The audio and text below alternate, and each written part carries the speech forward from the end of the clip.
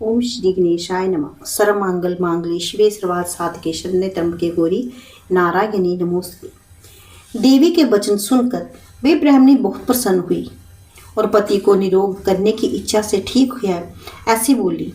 तब उसके पति का शरीर भगवती दुर्गा की कृपा से कुष्ठहीन होकर अति कांति युक्त हो गया, जिसकी कांति और सामने चंद्रमा की कांति भी क्षीण हो जाती है। वे ब्राह्मण पति को मनोहर देह को देखकर देवी को अति पराक्रम वाली समझकर स्तुति करने लगी। हे दुर्गे, आप दुर्गति को दूर करने वाली हैं, तीनों जगत का संताप हरने वाली, समस्त दुखों को दूर करने वाली, रोगी मनुष्य को निरोग करने वाली, प्रसन्न होने पर मनवांछित वस्तु देने वाली और दुष्ट मनुष्यों का नाश करने वाली हो। तुम ही सारे जगत की माता और पिता हो। हे अम्बे, मुझे निरपराध अबला को मेरे पिता से कुष्ठी मनुष्य के साथ विवाह कर दिया, मुझे घर से निकाल दिया। उनकी निकाली हुई मैं पृथ्वी पर घूमने लगी हूँ। आप ही मेरा इस अपती रूपी समुद्र से उद्धार कीजिए। हे देवी, मैं आपको प्रणाम करती हूँ, मुझे दीन की रक्षा करो। ब्राह्मण जी बोले, हे बृहस्पति, इस प्रकार उस सुमति ने मन में देवी को बहुत स्तुति की और उसके द्वारा की हुई स्तुति सुनकर सुमति पर देवी को बहुत संतोष हुआ। ब्राह्मणी से कहने लगी, हे ब्राह्मणी, तेरा उद्दालक नाम का अति बुद्धिमान, कीर्तिमान और जितेंद्रिय पुत्र शीघ्र हो जाएगा। ऐसा कहकर देवी उस ब्राह्मणी से फिर से कहने लगी, हे ब्राह्मणी, और जो कुछ तेरी इच्छा हो वे मनवांछित वस्तु मांग सकती हो।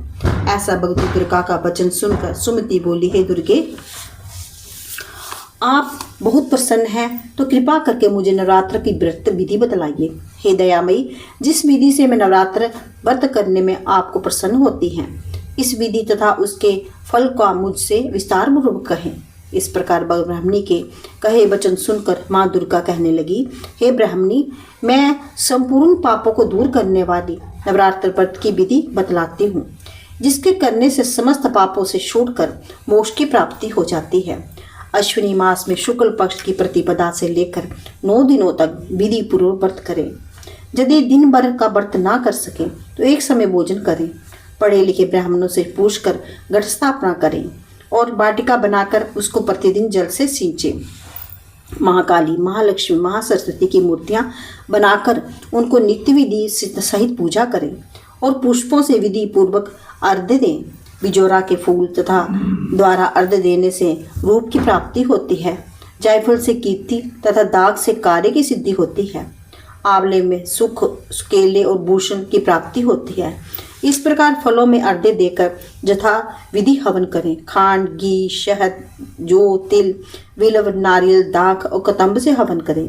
गेहूं से होम करने से लक्ष्मी की प्राप्ति होती है। खीर तथा चंपा से पुष्पों के धन और पत्तों से तेज एवं सुख की प्राप्ति होती है। आंवले से कीर्ति और केले से पुत्र की प्राप्ति होती है। कमल में राज सम्मान और दाखों से दुख, सुख और संपत्ति की प्राप्ति होती है। खांड, घी, नारियल, शहद, जौ और तिल, इनसे तथा फलों से होम करने से मनवांछित वस्तु की प्राप्ति होती है। व्रत कहने वाले मनुष्य इस विधान से होम कर आचार्य को अत्यंत निर्मलता के साथ प्रणाम करें और यज्ञ की सिद्धि के लिए उसे दक्षिणा दें।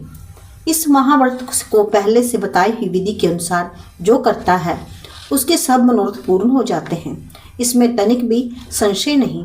इन 9 दिनों में जो कुछ दान आदि दिया जाता है उसका करोड़ों गुना फल मिलता है। हे ब्राह्मणी, इस संपूर्ण कामना को पूर्ण करने वाले उत्तम व्रत को तीर्थ, मंदिर अथवा घर में ही विधि के अनुसार करें।